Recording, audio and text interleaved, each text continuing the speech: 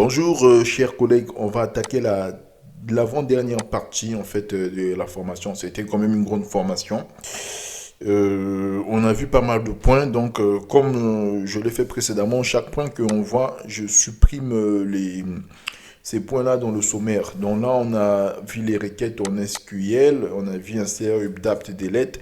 Donc là, on va voir les jointures. On va terminer par les expressions régulières. Il y a encore des trucs qu'on n'a pas vus, comme les images, comme le HT Access, et, comme les fichiers, comme...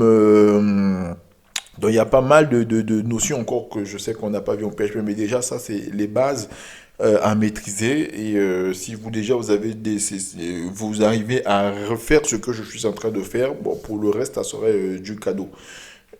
Donc on va aller avec les jointures, c'est parti.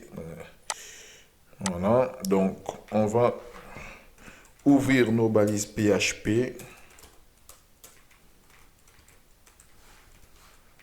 Voilà, on va essayer de le faire le plus rapidement possible. Donc toujours, on commence par la connexion à la base de données.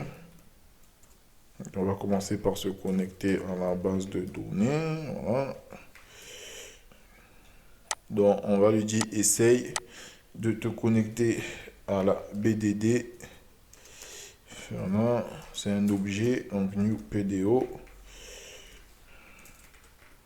On va agir sur MySQL.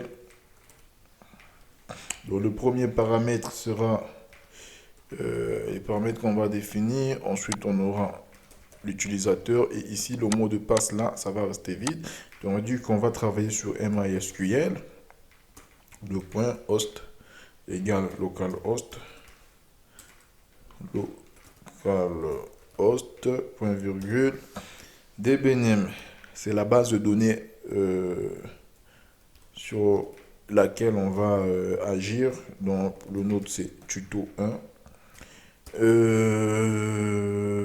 Char7, ça c'est pour permettre les accents, les circonflexes, tout ça. On met char7 UTF-8. Voilà, donc ça c'est déjà une bonne chose. Donc on va lui dire, essaye de faire ça. S'il y a une erreur, récupère, on va appeler les exceptions. Voilà. S'il y a une erreur, mets-le dans la variable $e ici. Donc, on rouvre encore les parenthèses. Voilà.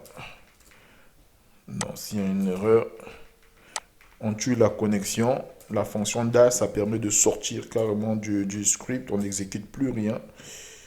Donc, on va lui dire s'il y a une erreur, affiche non erreur. Et on récupère ça dans la fonction getMessage. OK. Donc, on va voir si on a une erreur. On va essayer d'actualiser notre page. On va dire dans le tuto ici, on actualise. Déjà, on a une erreur. Syntaxe, error unexpected à la ligne 6. Donc, on va voir la ligne 6, elle est là.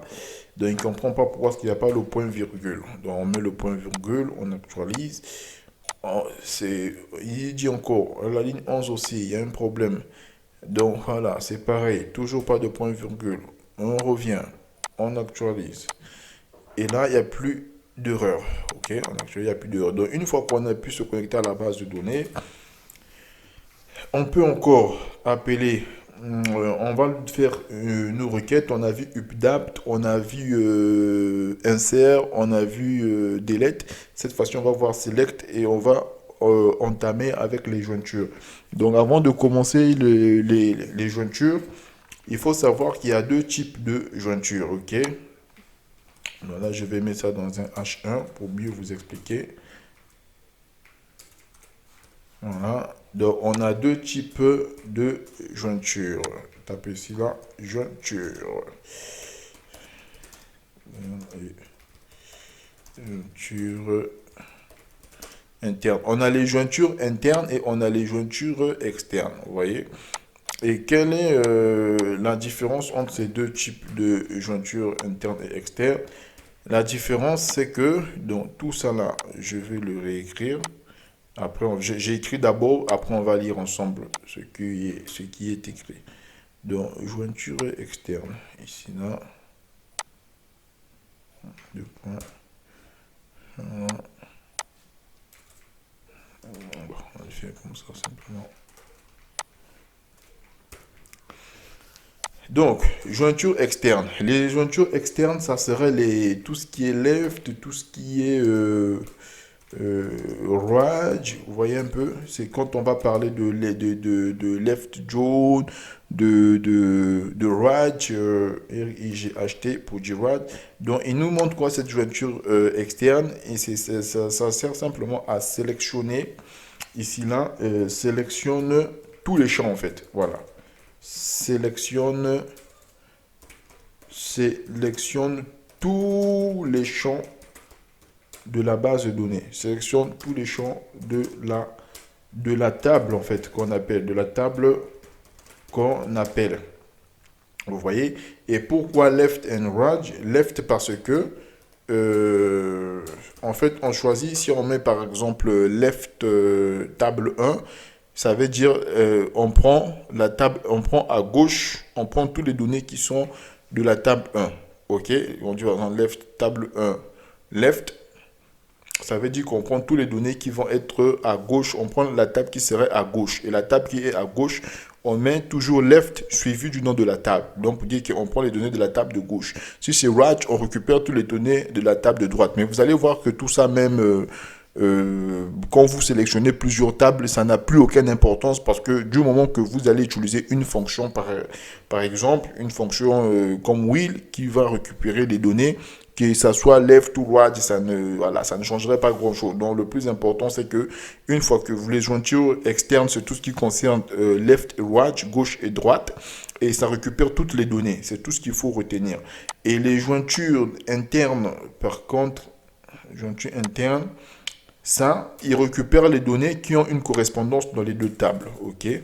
Donc, en fait, mais c'est ici deux points. Récupère ou slash, c'est pas grave. Récupère les données qui ont une correspondance. Récupère les données qui ont une correspondance dans les deux tables. Donc, c'est-à-dire que s'il n'y a pas de correspondance, ces données-là ne vont pas être récupérées. Donc, récupère les données qui ont une correspondance. Là, sélectionne tous les champs de la table qu'on appelle. OK? Donc, une fois que vous avez déjà cette base-là, cette notion-là de left et join, on peut passer ensuite à la pratique, à la réalité. Donc, on va voir si ça nous affiche une erreur. Et ça, c'est un peu ce que j'ai dit, mais bon, ça ne s'affiche pas trop top, c'est pas grave. Voilà. Bref, on n'est pas là pour faire la mise en page et tout. On est là pour comprendre les jointures.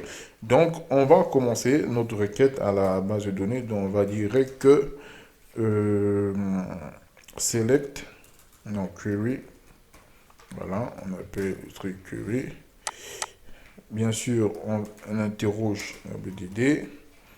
On va lui dire, s'il te plaît, sélectionne. Select, je peux dire par exemple, il faut comprendre avant d'utiliser Raj et left, avant d'utiliser les jointures ignore, join, tout ça là, avant on utilisait juste from et where pour faire les jointures. Mais aujourd'hui, ça a changé. Pour normaliser, c'est devenu un peu plus normalisé, un peu plus avancé. On n'utilise plus where et from. Mais pour mieux vous expliquer, c'est toujours bien de comprendre les deux méthodes. Donc, on va faire les deux méthodes. On va utiliser des jointures avec where et from. Ensuite, on va utiliser les jointures avec ça, je retire. Ensuite, on va utiliser les jointures avec right et left. On va commencer par where et from. Donc, select table 1. OK. Point. Je vais vous montrer mes tables que j'ai créées en amont. Donc là, on va dans ma base de données. J'ai déjà créé les tables ici, là. Dans la base de données, c'est tuto 1. Et elle a deux tables. Une table odeuse et une table 1. OK. Dans la table odeuse, on a trois colonnes. On a odeuse, on a nombeuse et on a personne ID. Et dans la table 1, ici, là, on a 4 colonnes. On a personne ID, prénom, prix et tel. D'accord? Et dans la table, je vois la structure ici, là. Il n'y a aucune clé étrangère ici. Par contre, dans la table O2, ici, là, quand on voit la structure, j'ai mis une clé étrangère qui est personne ID. Concernant les clés étrangères, il y a en temps normal, quand vous voulez faire une clé étrangère, sur structure, il y a des vues qui s'affichent, mais le mien, il ne s'est pas affiché. Donc, je suis allé prendre simplement, je l'ai fait de façon manuelle pour pas trop passer le temps là-dessus, parce que le but, c'est pas d'afficher les clés étrangères. Si on me demande comment faire pour mettre les clés étrangères, je m'attarderai là plus dessus. Mais là, je veux qu'on comprenne le fonctionnement de John, de Uner et tout. Donc, j'ai défini une clé étrangère ici, là, qui est la clé en temps normal de la table O2. OK? Mais comme elles ont les mêmes valeurs, donc je l'ai mis aussi dans la table 1. Bref, c'était juste pour vous montrer les deux tables, comment est-ce que je les ai configurées et tout. Donc, une fois que vous avez vu un peu les tables, comment est-ce que je les ai faites, on va passer sur les requêtes. Euh, on a, on va passer sur les requêtes ici. Donc, on va lui dire select table 1. Voilà. On va aller sur notre table 1, c'est celle-là. Voilà. Select table 1, point prénom. Voilà. On commence toujours par le nom de la table. Ensuite, prénom. Là, vous pouvez mettre as. Ça veut dire, on donne un alias en fait. Ça veut dire, tu peux appeler prénom comme pré ou tout ça. Là, c'est un alias qu'on donne. C'est avec cet alias qu'on va afficher nos résultats. Les tables aussi peuvent être des alias, comme les champs peuvent être des alias. On peut tout donner, excusez-moi, on peut tout donner comme alias en fait. Et vous n'êtes pas obligé de mettre le as. Vous pouvez laisser vide comme ça là, ok? Donc, table 1, point prénom, virgule, O2. On commence toujours par la table. O2, point. Je vais voir les champs. Voilà, on va dire number par exemple. Hein. Number. Voilà. Donc, as num, mais vous n'êtes pas obligé bien sûr de mettre le mot as. D'ailleurs, beaucoup de développeurs ne mettent plus le as. Donc, vous pouvez laisser comme ça. Donc, une fois que ça c'est fait, on va dire from O2 par exemple. OK. Donc, on sélectionne de la table O2 where O2 ici là where O2 point personne where O2 point personne ID est égal where O2 point personne ID est égal à table 1 point table 1 ici là where O2 personne ID est égal attends je me suis peut-être trompé personne si, personne ID donc c'est le même champ en fait. Table 1 est égal à table 1 personne.id. Voilà. Donc, on lui dit sélectionne les prénoms et les numéros de téléphone de la table O2 où ils ont les mêmes champs. OK? Donc là, c'est l'ancienne version. Vous avez dit, mais pourquoi on fait ça alors que ce n'est plus permis? C'est important de connaître parce qu'un jour, vous pouvez tomber sur un programme où il n'y a que cette version-là. Donc, on va appeler notre fonction if. On va lui dire si c'est différent de notre requête, tu vas nous afficher une erreur. OK? Si c'est différent de $rec, s'il te plaît, affiche-nous l'erreur suivante. Echo, ça ne va pas. OK, point virgule. Par contre, si il n'y a pas d'erreur, sinon s'il n'y a pas d'erreur, tu vas nous mettre ça dans une boucle while et tu vas lui dire tant que dollar, on va les mettre tout ça dans une variable appelée donnée est égal à $rec. Voilà, on appelle notre fonction fetch. Voilà. Donc, on met toutes les données dans la fonction fetch. OK. Donc, ensuite, on va afficher echo HTML. On ne fait jamais confiance à l'utilisateur. Spécial chat. par exemple, dollar donné, et on va lire, point virgule, on va lire toutes les données ici, là. Donc là, on va dire, par exemple, on veut voir les prénoms, ok. Donc on va mettre ensuite un BR. On va mettre un BR ici, comme ça, il y aurait des retours à la ligne. Donc on va voir déjà s'il n'y en a pas d'erreur. Ça serait déjà pas mal. Top. Bon, il me dit ça ne va pas. Ça va pas, on dit différent. Pourquoi ça ne va pas? Donc on le dit rec dollar BDD query select table 1 point prénom as per près O2 point number from O2 where O2 point personne ID égale à table 1 point l'autre là. Donc on voit que notre requête ici là, le problème se situe au niveau de la requête. Donc est-ce que les champs sont bien moi je vais dire, est-ce que les champs sont bien, ont les bons noms qu'il faut? On va vérifier ça. Donc table 1 par exemple. D'accord. Donc prénom, ok. Alors c'est bien ce que j'ai mis. Table 2, O2, bien avec un S. Personne ID, c'est en majuscule. Donc déjà table 2. Bon, d'accord. O2. Un nombre sans S. Ok. Num from O2. D'accord. Personne ID. Personne ID. Table 1. Personne ID aussi. D'accord. On va sauvegarder ça. Et là, il ne faut pas oublier de fermer le curseur, par exemple, même s'il dit que ce n'est pas bon. On ne va pas oublier de appeler pour libérer le curseur, close cursor. Parce que ça peut générer des erreurs, ok? Donc on ferme le curseur, il est différent de $rec, $BDD,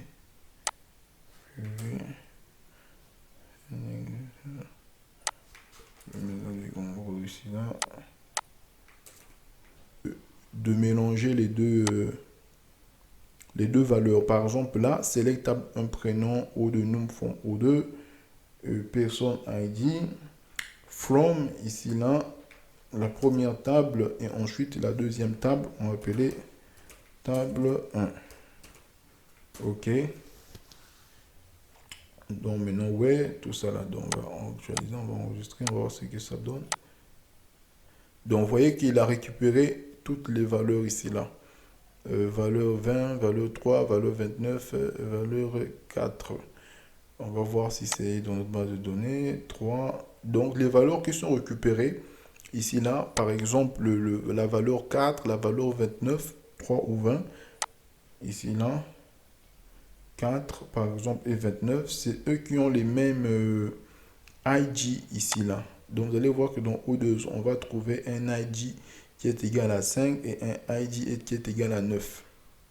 Vous allez voir, personne ID égale à 9, personne ID égale à 5. Donc il a récupéré ces valeurs-là. Ok. Qu'est-ce qu'on peut dire encore par rapport à ça? Donc je crois que ça serait tout pour cette partie-là. Donc voilà, maintenant on va attaquer avec les Inner John, on va en finir avec ça une bonne fois.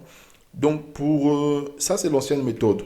C'est bien de la connaître, mais il faut faire très attention à ne pas sombrer.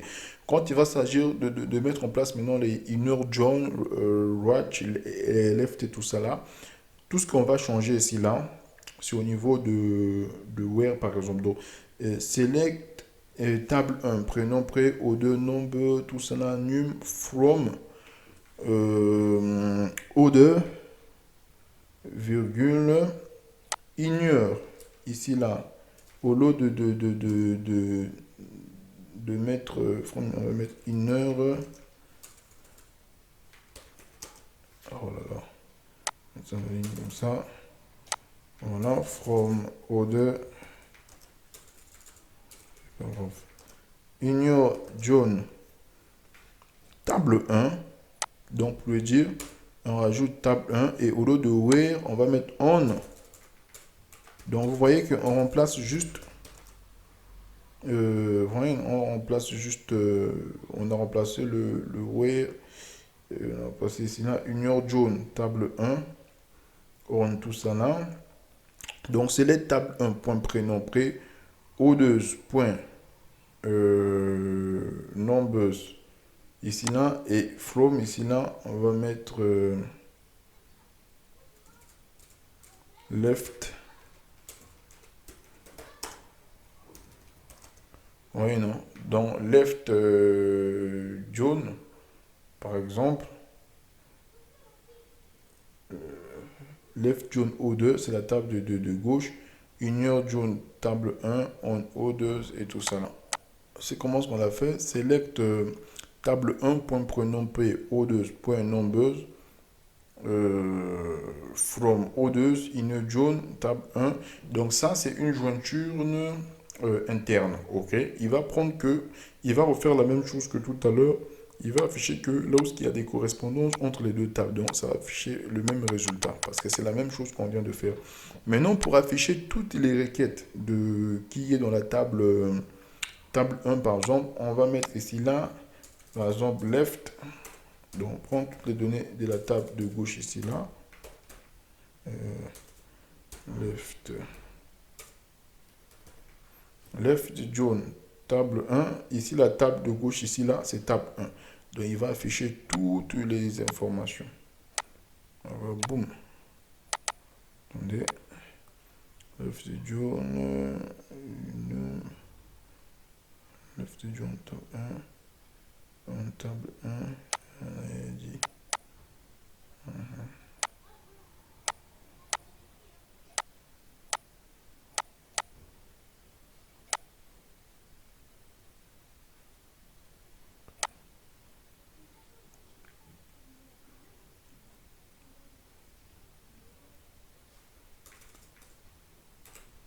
Tout RIGHT.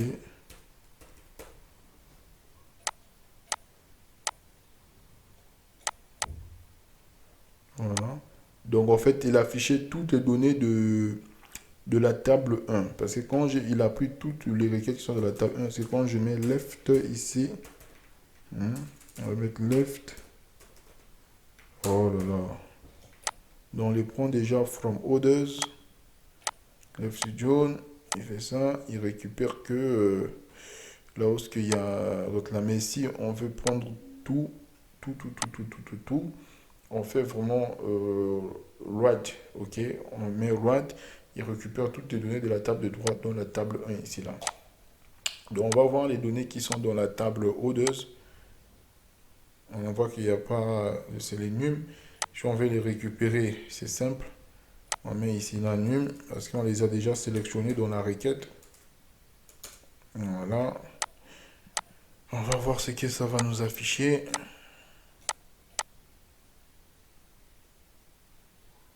Voilà. Donc là, on voit que 2, 1, 22, 20. Ok. 2, 1, 22, 20, c'est toutes les informations que j'ai mis ici.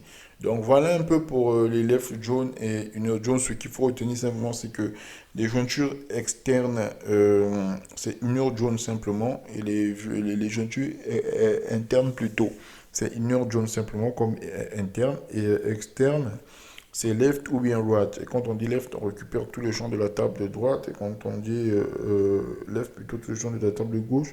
Et right, tous les champs de la table de droite. Donc, si vous avez des questions, si vous n'avez pas compris, ou ça, c'est vraiment une méthode pour vous aider, n'hésitez pas à poser les questions, à laisser les commentaires ou à faire donc les recherches. Merci.